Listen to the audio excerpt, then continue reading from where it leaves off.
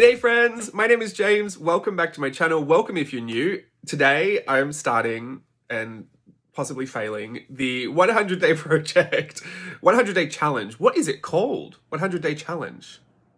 I'm sure it's a 100-day challenge. Whatever it's called, that's what I'm starting today. And my little montage in the beginning was just showing you a bunch of supplies that I'll be using because I'm doing stamping and illustration for 100 days, which is a very, I was going to say a very complicated way. It's not. It is exactly as it sounds, a very simple explanation.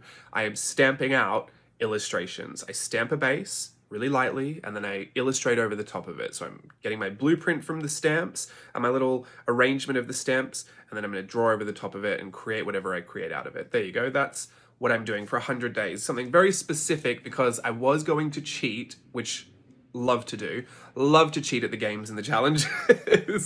And I thought, but there's no reason to. Like that's why I chose not to. I was like, that's so stupid. Why would I choose to do this and then cheat at it?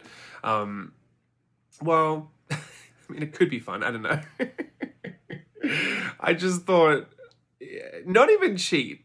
You know, when you're setting yourself up for success, which is one of my big tips, always do that. Always set yourself up for success. I was setting myself up for surefire success and like something that I didn't even have to consider. It's like when you go to Lent and for my Catholic girlies, when you give up like playing Xbox for Lent, even though you've never touched an Xbox in your whole life, that's what I was doing. I was like purposefully choosing something I knew would get me across the finish line, not even thinking about it. And so I was going to say for the 100-day challenge, I was going to do like one creative thing every day for 100 days, which this is my job. I literally have to, and I choose to anyway, even in my downtime. So that was a surefire win. And then I was thinking about like, well, what am I even getting out of that? I'm just doing it to say that I did it and I was involved in it. Like jumping on a bandwagon for no reason. Like there's got to be some kind of reason to it. So anyway, ditch that. And then I found a new reason. Actually, funnily enough, my reason is not at all for any kind of growth artistically or whatever. It's like two-pronged. The first prong is I just finished my little season of dancing, dancing anyway at Disneyland. The parade that I was in over Christmas obviously had its season and that run is finished. And then the run that I just had in the Disney 100 cavalcade has finished. And yeah, so I'm not dancing anymore. That's off my schedule. It's so sad. I've already cried a million times about it. Don't worry about me. And so that first prong was I know this about me for the past 7 years that I haven't been dancing. I need to throw myself into things when I feel like I'm going to be very sad or I'm going to be a little bit depressed. And I need to make sure that I am showing up to something and that I'm doing something and that I have something to work towards and a goal that I can feel proud of my accomplishments for. So this is one of the reasons, and that's why I'm saying it's not really based in any kind of artistic skill or desire to grow in that way, because I am, like I said, always doing something that I feel like I'm always growing and learning new things every single day I turn up to my art journals and to my sketchbooks and to my paints and my pencils and everything. So I already feel like that's kind of covered just by the very fact that this is the job that I do. But yeah, I wanted to also choose something that I felt like had kind of fallen to the wayside. I still do it, but I always want to be doing it. Like it's something that I started years ago that I felt like, oh, this is a cute little technique. And like, oh, I see lots of benefits to doing this. But then it's just such a setup, kind of like old school art journaling, right? Like getting everything out. For me in my current studio setup, it just wasn't working to have everything out all the time. So I cleaned all my stamp sets and stamp supplies up, put them away, like made them nice little binders and everything, put them under a desk on top of a tub at the back. All neat, beautiful and neat, everything categorized, everything beautiful, but just far enough away and out of reach to never pick them up again. So I have all these stamp sets, all these beautiful stamp sets that I have designed and had manufactured and I love. Some are still available on the Etsy store, so go check that out if you're curious. A little shameless plug there. But I have them all, and I just don't feel like I use them as much as I want to. I'm always thinking like, oh, I should get the stamp sets out, or like, oh, I should stamp that out, or oh, I want to play with that. And I just don't. Because like I said, if I can't reach it from where I'm sitting, even though I technically could, it was just very inconvenient, I'm probably not going to use it. So I decided to get it all out, and this would be my reason to use it all. And so that I could enjoy what I know I already enjoy and actually like force myself to do it. Isn't it so weird how we have to force ourselves to do things sometimes? Anyway, but that's why I'm saying, like, it's 2 prongs. That's like half a mini prong of why I'm doing the 100-day challenge. Because the challenge aspect for me is not, it's not that conventional, like, oh, I want to grow my skills type challenge. It really is, I think I need to do this. Maybe I don't. Maybe I don't, and we can fail at this online, and I'll be like, hey, I didn't really need it. So I got to day 20 and I gave up. It's fine, because I'm happy I don't need the challenge. So I'm not even like, also in my head, I thought 100 days was just longer than a month. I don't know why. Don't ask. Maybe because I try and fit 100 days worth of work into a 30 days period. I don't know. It wasn't until I was editing, I was like, 100 days is over 3 months. Like, this is going to take me into what? March, April, May? Like, when? It's never going to end. So, yeah, am I really committed to finishing the whole thing? I don't know. I like to complete things. I like to win the challenges, but I really don't know. I don't know if I could. I don't know if I will, but I'm going to try my best. And the thing that makes me think I won't is, like I said, I do things every day. It's not like I don't really go spans of time without being creative in my journals. I don't know how I'm going to go filming every single one. And that's a part of my challenge too. I want to film every single one. So you're seeing 3 of them today, which is, I think that's where we're at, day 3 on the Friday. Today is day 3. I hope I got the days right. Can you imagine? I'm a day late and everything's off. Anyway, it's my day 3. So I filmed 3 of them for you, and I want to film them all and montage them together. I'm not going to do daily or anything because every time I do that on YouTube, the algorithm like really punishes me for it. And I don't like that.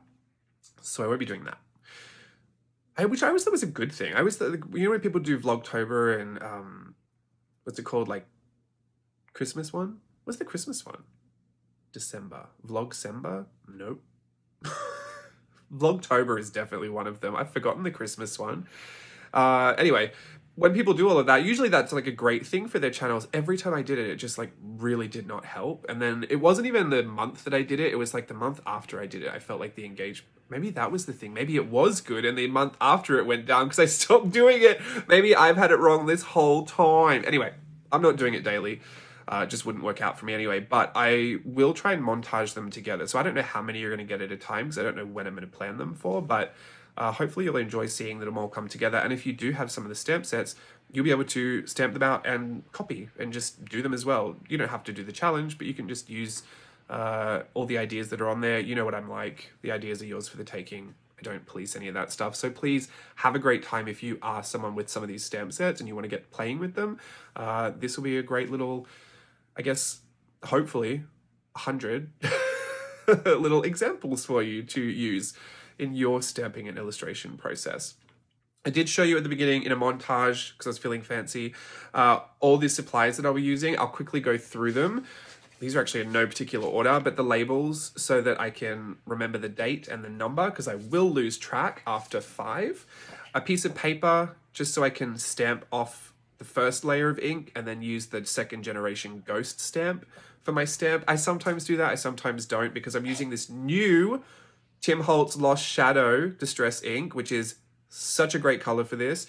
Before, I've used the Distress inks, Antique Linen, Spun Sugar, and Victorian Velvet. Victorian Velvet was the one that I used to demonstrate because it was bold enough to be able to be seen on camera. But Spun Sugar was a really good light color to be able to do all of this with, but it is still a color. And then Antique Linen kind of meshed with skin tones really well, so it kind of helped, but it was still a color. This is the first time I've used one that isn't a color, and it is a light gray, which is just perfect for me, especially for the graphite stuff. You don't even see it. And that is kind of the point. I want to stamp it out so that I don't really see all the ink in the background. I don't mind if I do, but for the most part, I just want it to be a really light ghost image so that I can build on top of that with my illustration. So that's why I say stamp an illustration. All the blueprint or the base is stamped out. Sometimes it's just one stamp, like a face or a head or a body.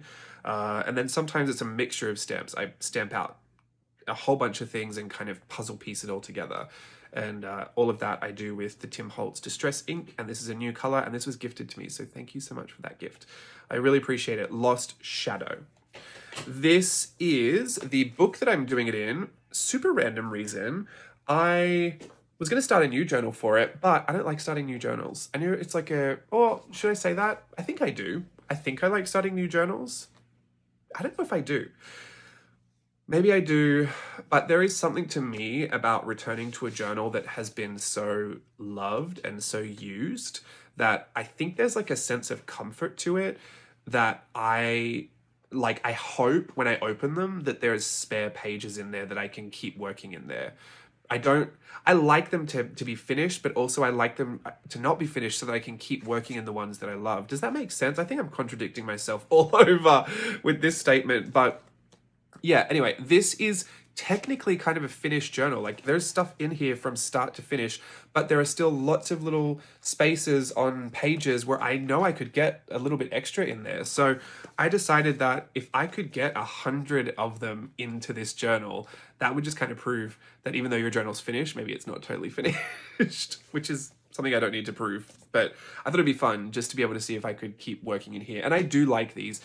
This is the Strathmore Mixed Media paper. It's kind of sketchbooky paper, but the watercolor holds up on it. And I've just done everything in here. Like this is just an everything journal. So I felt like it'd be really cute to try and fit 100 in there. If I don't fit them in there, I'm sure I'll do them somewhere else. But yeah, that's where I want to do it. Just because I love that journal, and I know there are a lot of blank spaces in there that I probably wouldn't go back and do anything with. So I'm just going to try and fit my little stamping in there and kind of finish spreads that way. Even though it doesn't need to be finished, but you know what I mean. Just had a good time. These are the stamp sets. I'm not going to go through everything, but I did make these little binders and they're all kind of in here. I'm only going to use the ones that, sorry, if you see me doing this, I'm trying to avoid an allergy attack because I put on a sweater covered in cat hair, which is always a good idea for someone allergic to cats. Make notes. Make sure you remember to do that, just like I do every time I get on camera. Anyway, I'm going to use my stamp sets. I don't think I want to use any that I didn't design just because I don't think I want to. I don't know. I just want to keep it all within the stuff that I've designed. But I'm going to use any ones that I have access to, which is all of them. Sorry to anyone that is looking for certain sets. Some sets I retired years ago that people still ask about, like that very first stamp in this video from the Unbothered set, that has been retired for so long. I always say that if you're looking for something and it's not in my Etsy store, if you go to my Berkmates Creative Outlet Facebook page, if you go there and just like put out like a message to like, hey, I'm looking for blah, blah, blah.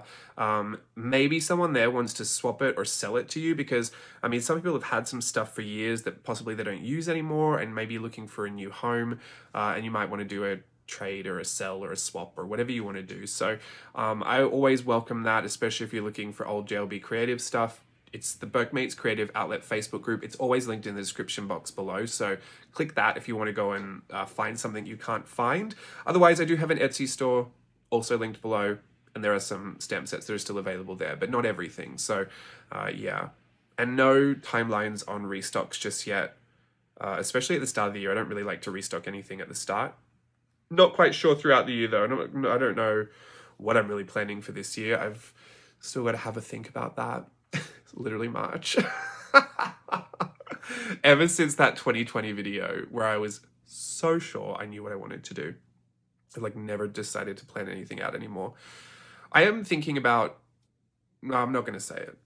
I'll keep you in suspense. No one really cares, but I'm thinking about workshops and things that I want to do. So we'll see, especially now that I'm not dancing. I don't really know. I don't really know if I should plan on being dancing again or if it's like, that's one of the weird things about having two different jobs now. I have to balance all of that out. And like I used to, for years, I've just been able to do whatever I want, whenever I want. But I really did feel what it was like to be employed again when I was like, why can't I just go to Australia for a week? Like, why is that not a thing? And it was, oh, I have to get my shifts covered, or I'm expected to be here on a certain day, or I really can't miss that thing. It's like, huh, very interesting. I forgot about all of that. I loved it. It was totally worth the sacrifices, but yeah, it's been interesting to balance that stuff. Anyway, this is what I've decided to do. My 100-day project, 100-day challenge. Don't know what it's called. I wish I knew what it was called because I keep saying it. I want to film it. I want to share it with you. I want to have a good time. I'm really happy that I can, do this and have something to throw all my creative energy into. Do I really want to get anything out of it? Not really. Like, I'm not really looking to grow skill or anything, especially with the stamping and illustration stuff. I actually don't know how much skill is involved. There is definitely a skill to kind of like the illustrating on top. I get that, but a lot of it you're kind of using the lines underneath. So it's like a skill that you're being helped through. It's like you're being like gently nudged through the whole process with the with the outlines underneath. So I don't think it's a really hard thing to do. I actually think it's a really great fun way to learn, especially if you're getting used to like how bodies are formed and contours of the face and all that.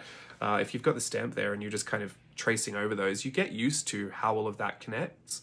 Also, the abstract nature of stamping all the things together, all the little decorative little elements, the motifs that I have, the little skulls, the little hats, the little flowers, the leaves, the antlers, all that stuff it's just unlocking that different part of your brain. When you sit down to create something, I find it really hard to just have, like to tell myself at a blank page, draw something really imaginative that you've never seen before in real life that exists in an imaginary land and is totally abstract. I'd be like fully stressed to do that.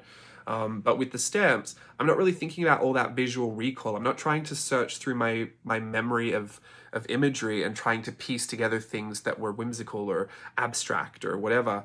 With the pieces, I'm kind of playing tangrams or like Lego. You're building these shapes and these structures and these images, and they're all about shapes and building blocks. And before you know it, even if it doesn't make sense, you've just built something that you really wouldn't have thought up in your head. You've been using that puzzle play, that kind of abstract part of your brain, rather than the visual recall part where you're trying to unlock the memories of, things you don't even know you're looking for.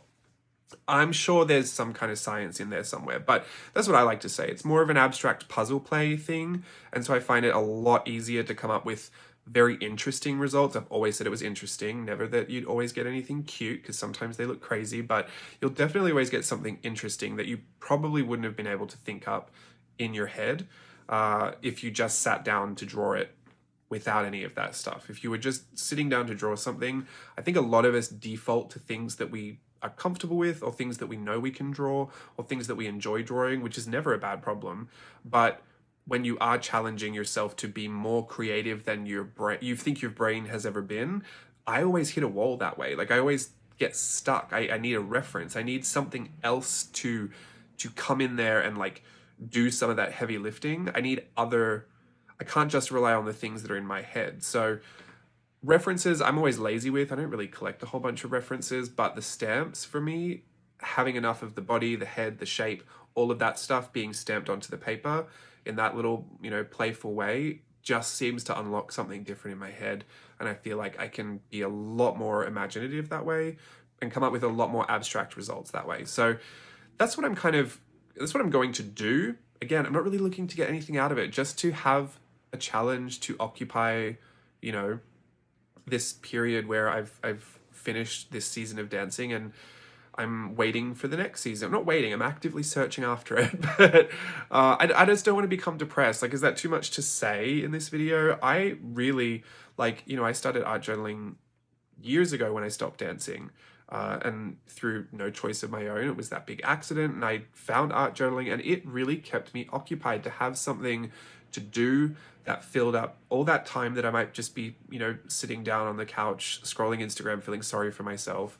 I really fell really heavy into this creative art and using my supplies and spending time being really focused on that. It just took my mind off things that were really, really sad or that were really overwhelming for me. And that's a lot of what I do. I'm so happy right now that I don't feel sad, but I already know, and I have been sensitive for the past week, but I know that because this season has closed and there's no definitive hey, you'll be dancing again in March 22, or you'll be dancing again in April, or because it's so unknown, it's not going to take long for my brain to start thinking when's it going to happen again? Oh, it's been too long and now you're upset. So I'm really happy that I have this challenge to at least be one of the, very healthy distractions from some of that. Something that I can pour my creative energy into. It's not really the same as dancing. I've never said that journaling was a good substitute for dance. It wasn't something that made me want that less, but I just have a whole bunch of creative energy I need to get out anyway.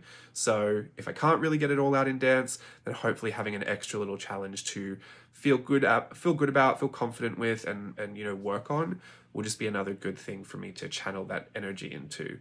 I don't really care if I fail at it. Is that weird to say too?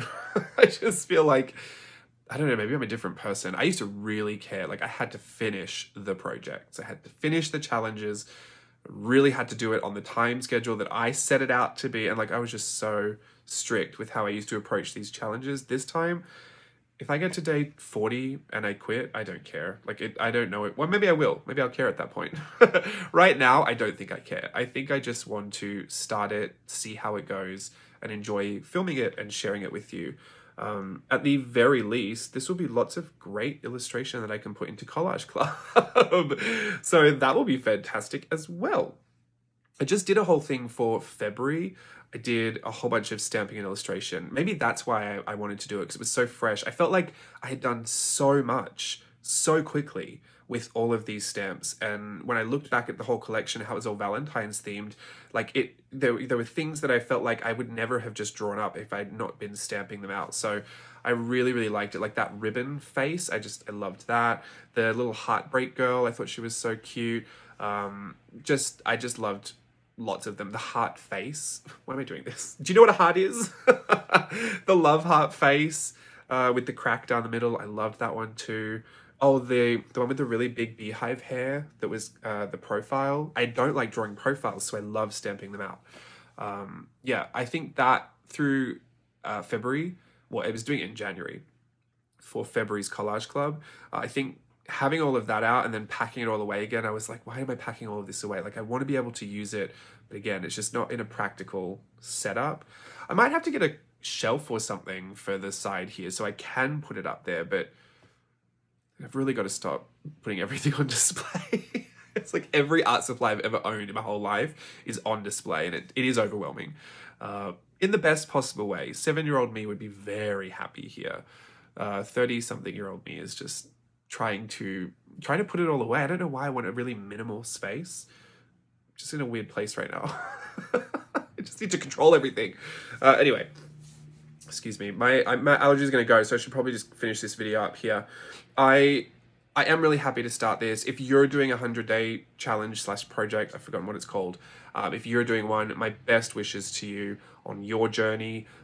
Just know what you set out. Like, no one's asking for my advice, but I've done lots of challenges before, and I know the things that I like about them, and the way that I always felt confident moving through them. I had always set my intention early on. I gave myself the best possible chance to actually complete it and finish it, and the motivation you get from achieving something and feeling successful at it is invaluable. So my best wishes to you. There's always a hump, there's always a speed bump, there's always a lull, or there's always a point where you're like, you know what, I could quit and I don't care. If it's important for you to finish, please find the motivation to go through that little step there, because quitting at that point actually, I find, makes you feel even worse than if you'd never started it at all. And that is a terrible way to go. But if you push through and you do make it to the edge, to the end, and you make that commitment, it's really worth all of the good feelings that you feel having achieved the completing of that project or that challenge. So I'm pretty sure it's called a challenge, 100-day challenge. Let's call it that. Yeah, so that's just my long and short of it. I will try and film every single one that I do and montage them together. I don't know when I'm going to put them out on YouTube, but hopefully there'll be another one for you to watch soon. And yeah, wish me luck. I wish you luck. Have a wonderful day. It is a really rainy, wet day outside, so I think that's going to be the way it is all weekend, which will keep me inside and very busy with my art supplies. I hope you have a wonderful day. Have that too. Have a wonderful day, everyone. I'll see you soon. Goodbye.